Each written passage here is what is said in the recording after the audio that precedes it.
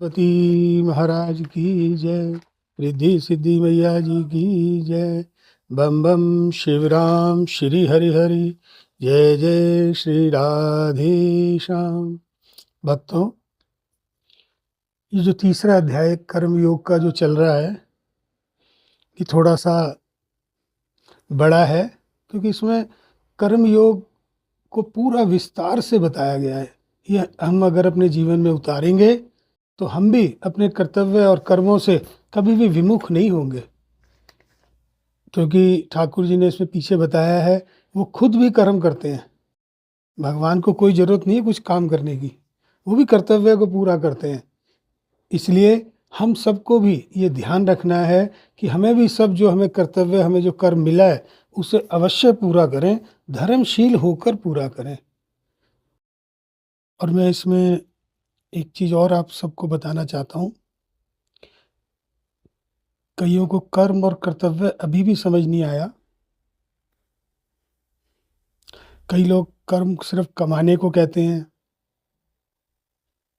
कर्तव्य सिर्फ अपना जो है अपने अपने और अपने परिवार को संभालने के लिए कर्तव्य कहते हैं। तो कर्म और कर्तव्य जो है, कर्म हमें जो है, जब हम माता के गर्भ में होते हैं तो हम वहाँ कह के आते हैं कि प्रभु हमें निकालो, इस नरक से हमें निकालो, हम सिर्फ आपका ही भजन, आप ही का ही कीर्तन, आप ही के सारे कार्य करेंगे। ऐसा कह के हम उस नरक से छूटते हैं। यहाँ आते ही फिर हमें माया जो है भ्रमित कर देती है। अगर काम सिर्फ कमाना ही है, कर्तव्य सिर्फ अपने परिवार के लिए ही है, तो वो तो मेरे ख्याल जानवर हमसे ज़्यादा बेटर कर रहा है, उसको कमाने की भी जाने की ज़रूरत नहीं पड़ती। कई लोग कहते हैं कमाएंगे नहीं तो खाएंगे क्या। वो तो पशु भी जो है, आप देखते हो पशु को कोई कमाने थोड़ी जाना पड़ता है, सब कुछ उसे वैसे ही मिल जाता है। तो ये बहुत इम्पॉर्टेंट बात है कि हमें जब जन्म, मनुष्य जन्म जो मिला है, वो हमारा किस उद्देश्य से मिला है, हमारा लक्ष्य क्या है। तो हमारा लक्ष्य यही है कि हमें भगवान को प्राप्त करना है, उस सत्य को प्राप्त करना है। तो जिस दिन हम यही काम पूरा करने के लिए हम यहाँ आए हैं। ठीक है, अब जो है उन्होंने कहा ना, लाखों और करोड़ों में कोई एक होता है जो सिर्फ प्रभु को प्राप्त करने में लगता है। ठीक है, हमें कोई समझाने वाला नहीं था या जो भी थी, शादी ब्याह सब हुआ, लेकिन ये जो हमें जो परिवार मिला है, जो भी हमें जिम्मेदारियां मिली हैं, तो कम से कम इनको भगवान से प्रार्थना करनी चाहिए हमें। कईयों को देखा होगा कि बच्चों की शादी भी नहीं कर पाते और चले जाते हैं इस संसार से, तो कर्तव्य तो उनका पूरा हुआ नहीं। तो ईश्वर ही हमारे सब कर्तव्यों को पूरा करवाते हैं। उनसे यही प्रार्थना करनी है कि हे भगवान, हमें जो जैसा भी है, अब हम जैसे भी हैं, अब हमने परिवार भी कर लिया, सब कर लिया, तो अब हमें इस कर्तव्य से जल्द मुक्ति दिलाओ। इस कर्तव्य को जल्द से जल्द पूरा करा के हम आपके नाम में दोबारा से लग जाएं। इसीलिए पहले आपने सुना होगा वन प्रस्थ हो जाते थे लोग बाग, जब सब गृहस्थ संभल जाता था। तो आज की डेट में तो खैर वन में नहीं कोई जा सकता, लेकिन जो परिवार में रह के भी परिवार से अलग ही रहना है, यही वानप्रस्थ है। उसमें ज़्यादा इंटरफेरेंस, उसमें ज़्यादा दिमाग मत लगाओ, तुम्हारे बाद भी तो घर चलना है वो। तो इसलिए मेरी सबसे यही प्रार्थना है कि जब भगवान जिस जिसको कर्तव्यों से मुक्त करते जा रहे हैं, उनको जल्द से जल्द अब भगवान का एक क्षण भी खराब ना करके भगवान के प्रति वफादार हो जाए, उन्हीं के कार्य करे, उन्हीं के धर्म के ही कार्य करे। तो इसलिए आप सबसे यही मेरी प्रार्थना है। तो यही सब प्रार्थना करेंगे कि भगवान हमें भी जो है, जिस उद्देश्य से हम आए हैं, वो उद्देश्य हमारा आपको ही प्राप्त करना है, आपके ही कार्य करने हैं। तो इसलिए जल्द से जल्द हमें इस कार्य में लगाइए। काम, क्रोध, लोभ, मोह, द्वेष, ये सब ठाकुर जी ने इन्हें शत्रु बताया है। भगवान कहते हैं, हे अर्जुन, ये ऐसी आग है जो कभी बुझती ही नहीं है। इस आग का मतलब है काम, और इसी से मनुष्य का ज्ञान ढका हुआ है। भोगों से कभी कोई तृप्त नहीं हुआ है। पैसा अगर कमाया है तो अभी और कमाना है, अभी ये खाया, अभी और बढ़िया बढ़िया चीजें और खानी है, ये पहना है, अभी और पहनना है, ये गाड़ी, अभी दूसरी गाड़ी लेनी है। यानी भोगों का कोई अंत नहीं होता, बल्कि ये भोग मनुष्य का अंत करके ही मानते हैं। जैसे आग को अगर ईंधन मिलता रहे, आग में अगर आप लकड़ियां डालते रहोगे, आग में अगर हम लकड़ियां डालते रहेंगे तो आग तो जलती रहेगी और धधकती रहेगी, बुझेगी कब वो? तो ये जो हमारे अंदर जो आग जो है, काम क्रोध लोभ मोह की, इसको जल्द से जल्द अपने को भोगों से दूर करना है। जो मिल जाए उसी में संतुष्ट रहना है। काम क्रोध मोह लोभ द्वेष को नियंत्रण में रखना है। इस आग को बुझाने का बस एक यही तरीका है कि इन्हें नियंत्रण में रखिए। श्री कृष्ण जी अर्जुन को समझा रहे हैं कि इंद्रियां, मन और बुद्धि, ये सब इनके घर हैं। काम क्रोध लोभ मोह के ये घर हैं।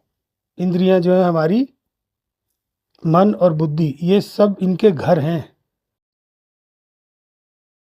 हमारी जो ये कमियां इन्हीं घर में रहकर मालिक को ख़त्म करने की कोशिश करती हैं। यानी हमारे घर में ही रह के हमारा ही नाश करने के लिए तैयार रहती हैं। कुछ भी कोई अच्छा देखते हैं तो हमें मन में लालच आता है कि यार ये मुझे प्राप्त हो जाए। अगर वो काम पूरा नहीं होता तो हमें क्रोध आता है। इसी तरह से ये कमियां हमारे दिल और दिमाग पर कब्जा करना शुरू कर देती हैं और हम हमेशा इनके वश में रहते हैं। हे अर्जुन, तू पहले इंद्रियों को संयमित कर। ठाकुर जी क्या समझा रहे हैं अर्जुन को? हम सब के लिए ये कि हमें पहले अपनी इंद्रियों को संयमित करना है। इस ज्ञान और विज्ञान का नाश करने वाले महान पापी काम को कुछ भी करके बलपूर्वक इन्हें मारना है। इससे पहले काम क्रोध लोभ जैसे शत्रु हम पर कब्जा कर लें,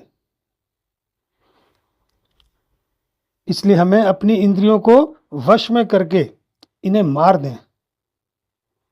मन से इन्हें समझाओ कि नहीं, बस अब नहीं, अब कल कर लेंगे। मन से ही, मन को भी धोखा ही देना है, तभी वो इंद्रियां भी धोखा खाएंगी। मन अगर बलवान हो गया तो वो इंद्रियों को ईंधन देता रहेगा। इसलिए मन को धोखा देके अगर हमें ज़्यादा आलस आ रहा है, प्रमाद आ रहा है, तो हम उस समय कहें नहीं अभी मैं उठ जाता हूँ, कोई नहीं, थोड़ी देर बाद दोबारा फिर लेट जाऊंगा। मन को धोखा देना, नहीं तो वो हमें धोखा तो दे ही रही हैं। इसलिए बार बार जो है इनको वश में करना है। हमारे ज्ञान को खत्म करके हमारे मन में शंका भी यही भरते हैं।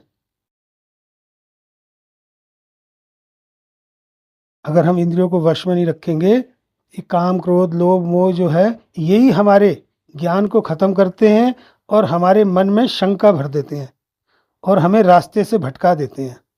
कई बार आपके साथ होता होगा कि जरूरी काम करते वक्त आराम करने का मन होता है।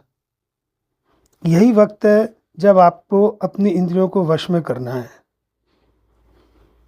ये उदाहरण के तौर पे बताया है, ठीक है।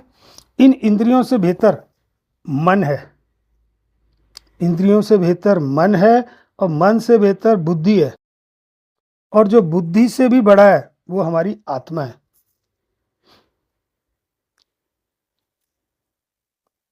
इंद्रियों को और मन को, इंद्रियों से बड़ा है मन और मन से बड़ी है बुद्धि और बुद्धि से भी बड़ी है आत्मा, और इसी आत्मा को समझने का ये सारा खेल है। इसलिए इंद्रियों को मन के द्वारा वश में करके, बहुत गहरी बात है, इसको बहुत ध्यान से सुनिएगा कि हमें क्या करना है। इंद्रियों को मन के द्वारा वश में करके और बुद्धि से अपने मन को वश में करके, बुद्धि से अपने मन को वश में करके, फिर अगला कदम होगा आत्मा के पास पहुंचना।